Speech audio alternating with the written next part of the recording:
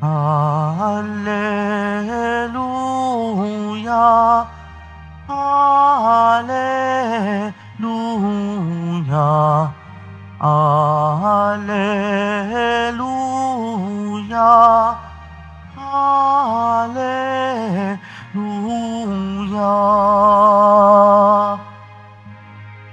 Mula sa Ama si Kristo at naparito sa mundo, nang sa langit dalhin tayo. Alleluia,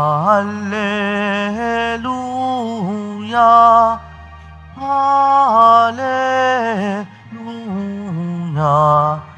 Alleluia, Alleluia.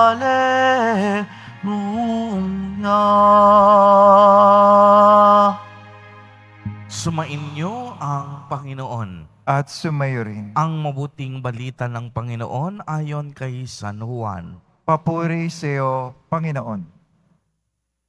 Noong panahong iyon, sinabi ni Jesus sa kaniyang mga alagad, "Tandaan ninyo, anumang hingin ninyo sa Ama, sa aking pangalan, ay ibibigay niya sa inyo. Hanggang ngayon, wala pa kayong hinihingi sa Kanya sa pangalan ko.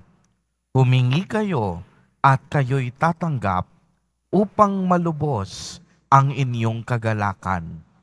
Ang mga ito'y sinabi ko sa inyo ng patalinhaga. Subalit darating ang panahon na hindi na ako magsasalita sa inyo ng gayon. Tuwiran ka nang sasabihin sa inyo ang tungkol sa Ama. Sa araw na yaoy, hihinga kayo sa Kanya sa aking pangalan. At hindi ko sinasabi sa inyo na dadalangin ako sa Ama para sa inyo, sapagkat iniibig nga kayo ng Ama. Iniibig niya kayo sapagkat ako'y iniibig ninyo at naniwala kayong nagmula ako sa Diyos. Ako'y mula sa Ama at naparito ako sa sanlibutan. Ngayoy aalis ako sa sanlibutan at babalik sa Ama." Ang mabuting balita ng Panginoon. Pinupuri ka namin, Panginoong Hesukristo. Magsiyo po muna lahat. Magandang umaga po sa inyong lahat, mga kapatid kay Kristo. Sa lahat po ng ating mga taga-subaybay sa iba't ibang online platforms at sa lahat ng ating mga kadiboto sa iba't ibang panig ng Pilipinas at maging sa buong mundo kung saan tayo ay naaabot ngayon ng ating live streaming. Mapayapang umaga din po sa inyong lahat. Purihin at dakilain natin ang ating Panginoon, ang mahal na poong Jesus Nazareno.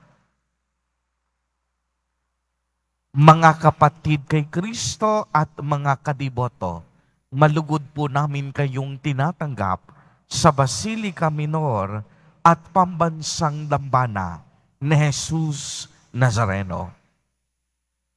Kung kayo po ay tatanungin, ano po ang hinihiling ninyo sa ating Amang nasa langit ngayon? Ano po ang inyong ipapanalangin sa Kanya?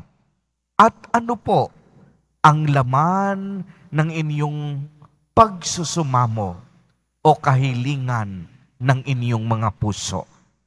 Marahil iba-iba ang ating kahilingan.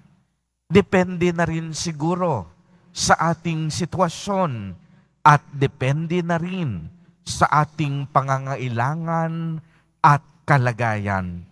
Yung iba, humihiling ng kagalingan para sa kanilang mga sakit at karamdaman.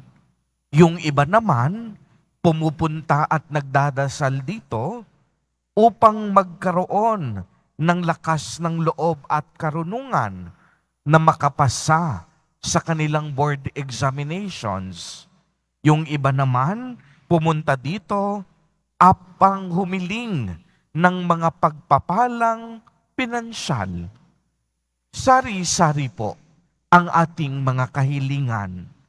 Subalit, maliwanag na narinig natin sa Ebanghelyo sa araw na ito ang pahayag ni Jesus Nazareno. Anumang hingin ninyo sa Ama, sa aking pangalan, ay ibibigay niya sa inyo. Dito po, tinuturuan tayo ni Jesus Nazareno na ang lahat ng bagay na idudulog at hihilingin natin sa Ama ay dapat sa pamamagitan ng kaniyang pangalan. Dapat sa pamamagitan ni Jesus Nazareno. Dito, makikilala po natin na tunay ngang ang ating Panginoong Hesukristo ay ang tagapamagitan tungo sa Ama. Kaya kung anuman ang hinihiling natin sa Kanya, makakaasa tayong pakikinggan tayo sa ating pagsusumamo, lalo na kung tayo'y may kababaang loob. Taos puso ang ating pasasalamat at punong-puno ng kabutihan ang ating pag-uugali. Makakaasa tayong maraming biyaya ang ipagkakaloob sa atin ng ating Panginoong Diyos. At alam po ninyo, ang unang nais ipagkaloob sa atin ni Jesus ay ang kaniyang pagmamahal. Dahil siya'y kinalugdan at minahal o inibig ng Diyos Ama na narinig natin sa ating Ebanghelyo. Kaya nga kung tayo'y minamahal ng Panginoong Diyos, ang ating tugon ay mahalin din siya at tayong lahat magmahalan sa bawat isa. Kaya nga mga kapatid kay Kristo at mga kadiboto, hindi lamang dapat mga material na bagay ang ating hinihiling sa ating Ama. Humiling din tayo ng mga makalangit na pagpapala, tulad na lamang ng biyaya ng pag-asa, pag-ibig, pananampalataya, kagalakan, katarungan, kapayapaan, kahinahunan, pagpipigil sa sarili, at ang kaloob ng buhay na walang hanggan.